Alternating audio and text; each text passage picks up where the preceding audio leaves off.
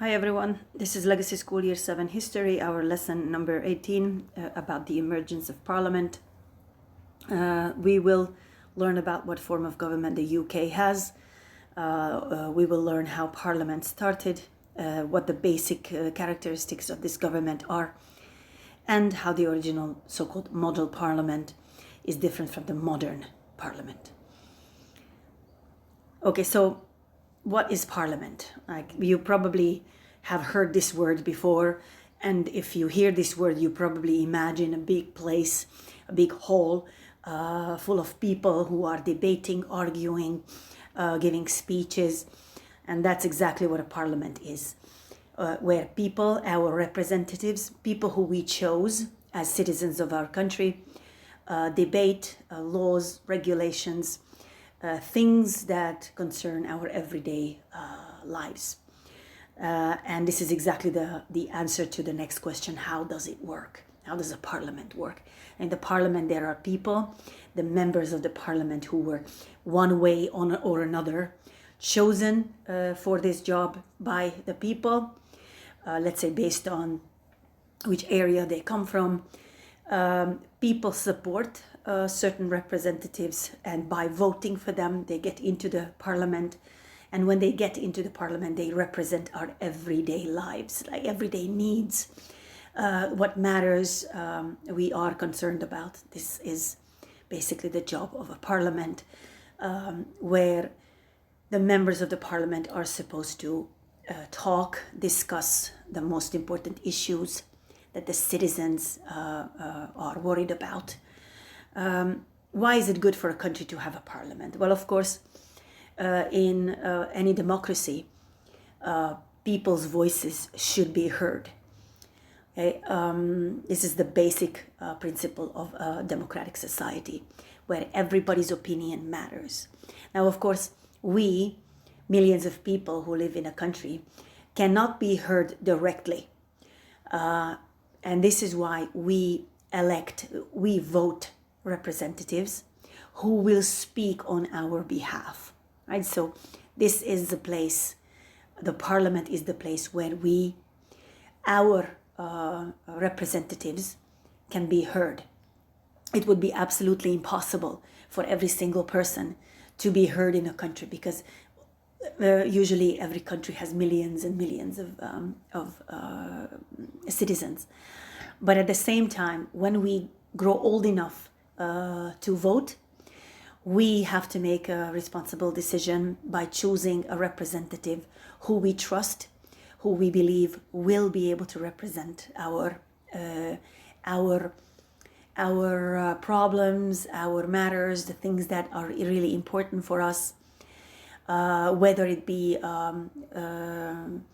rights, working rights, rights for freedom of speech, freedom of religion, any matter, any issue that is important for us. So when we are old enough to vote, we have the responsibility to choose the right person, the right people into the parliament. And of course, it is excellent for a country to have a parliament, because it represents the overall, the ideal that every person's opinion is eventually, if not directly, then indirectly heard through these representatives.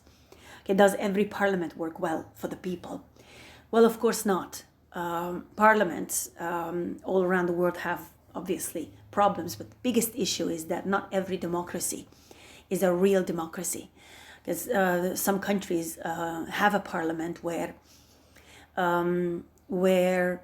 issues are discussed, but the members of the parliament do not really represent the majority. They often represent a ruling political party or a president, and these are not real parliaments. These are parliaments that exist in authoritarian regimes, dictatorships, who might use parliament to do what they really want, but not really to listen to the people's needs.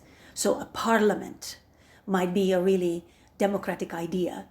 It does not always work for the people. It sometimes works for individuals who are powerful in a country, or they work for a certain party that is the dominant party in a country.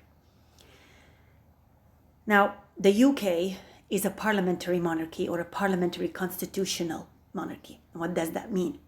Now, this is a system in which the monarch, which could be a king or a queen, exercises authority in accordance with the written and sometimes unwritten constitution. Now, the power of the king or queen is limited within a legal framework. So the king and queen are not above the law. There is a law which is basically given to us by the constitution, and the king and the queen are unable to change or be above this constitution. The country has a monarch, a king or a queen, and it also has a constitution, and the parliament decides. This is why it's called parliamentary constitutional monarchy. Now, countries like the Netherlands, Spain, Sweden, and Malaysia have monarchs, so they have kings or queens.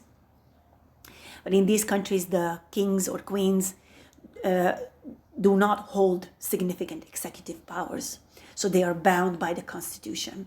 Okay, they are not above the constitution. Countries like Morocco, Kuwait, Jordan, Bahrain, Liechtenstein, or Monaco have sovereigns, kings or queens, who have more executive powers. So although they are parliamentary constitutional monarchies, the king is still more powerful than the parliament and the constitution, of course. Now, another form of government is an absolute monarchy. And you probably guessed from the word, in this type of government, the monarch has absolute power and decides about everything. For example, the Kingdom of Saudi Arabia is such a monarchy. These are not all the kinds of forms of government. There are other government types as well. Okay, let's take a look at the beginnings of Parliament. Now, we have already mentioned that the Witan was the first council in the Anglo-Saxon times, so by the Anglo-Saxon kings. The Anglo-Saxon nobles and churchmen got together in the Witan to advise the king. This was between the 7th and the 11th century. So this was the first form of parliament, basically. Now, we have learned about the Magna Carta, which was a document that forced the sovereign to abide by certain rules. So it was the first time in 1215 when the nobles and the churchmen forced the king, John I, to accept that he cannot decide without the consent of his nobles. Right? Now, after the signing of the Magna Carta, John I tried to cancel it, of course, as we learned about this in class, and a huge rebellion broke out. Now, Simon de Montfort, one of the nobles, who was very powerful, he defeated Henry III, and he invited, he became quite powerful, and all the other barons and knights and rich people started to fear him a little bit because they thought he's way too powerful and he's going to take all the power to himself. So in order to gain their support, he called the so-called government, so-called parliament, council meeting. He called it a Great Council meeting in 1265. And this was also one of the early parliament-like meetings. He invited knights and rich townsmen from different towns as representatives into this great council meeting. Now, the rebellions continued against Henry III, and Henry III's son, Edward I, continued his father's legacy. There was a lot of fighting between Edward I and the barons. And eventually Edward Longshanks killed Simon de Montfort in a battle. And a lot of people thought that this is going to be the end of the Parliament. However, Edward I understood that if he needs support, he will have to he will if he needs money for his wars, he will need the support of his lords. So he created a so-called model parliament in 1295. Okay, this parliament was called first time so-called model parliament, comes from the word parler, which means to speak in French. Right, so these are the beginnings of parliament. Now let's see why Edward copied Simon de Montfort's idea. Now he wanted complete support for his tax, let's say if he wanted to raise taxes, if he wanted money for his military campaigns. He made this model parliament of 3 different kinds of people. The monarch himself, right? The lords, he invited the lords who were the barons and the bishops, and he got some commons, so-called the commoners, the knights from the counties and rich men from towns. So this was what the early parliament looked like. And of course, the basic reason for this was that he needed money for his wars. Now, as he said, which is in itself a very democratic idea, what touches all should be approved of all. So if a decision involves somebody, that decision needs to be approved by everybody. Now, let's take a look at how Parliament has changed. Now, the model Parliament in 1295, okay, the king sat in Parliament and was in charge of the government. But the modern Parliament today, the monarch is not allowed, okay, into the Parliament. The monarch is allowed only when he or she is invited, okay, and the head of government is the prime minister. Now, back then, in the model Parliament, the early Parliament, the Lords and Commons sat together, but now they are separated. Now, the model Parliament in 1295, the Lords had more power than the Commons. Okay, now the House of Commons has most power. The House of Lords cannot stop the Commons getting a new law, and the monarch agrees to what the Parliament wants. So you can see that the House of Commons has the biggest power. Now, back then, only wealthy men could vote.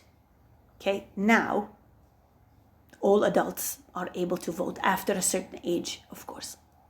Now, the early Parliament was called and was ended when the king wanted. So when he actually needed the Parliament, then he called it. Okay, there's an urgent business to arrange, so he called a Parliament.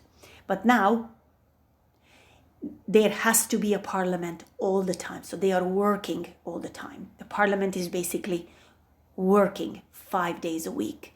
And a new Parliament has to be elected at least every 5 years. Okay, once every 5 years. So you can see that the Parliament has changed and it has become much more democratic. As you can see from these concepts on the right hand side, on the right in the right column, you can see that the Parliament makes sure that it's the people who decide, that all adults can vote now, not just the rich people. Okay, you can see that the king is not, or king or the queen is not above. He cannot just decide to cancel the Parliament or call the government. The government is always there for us, doing their business, which is representing the public. All right, so basically this is what I would like you to remember about the beginnings of Parliament and how the role of Parliament evolved. So please, as your homework, take some notes from those important slides, the beginnings of Parliament, model Parliament, and how Parliament has changed. All right, thank you very much. See you soon. Bye-bye.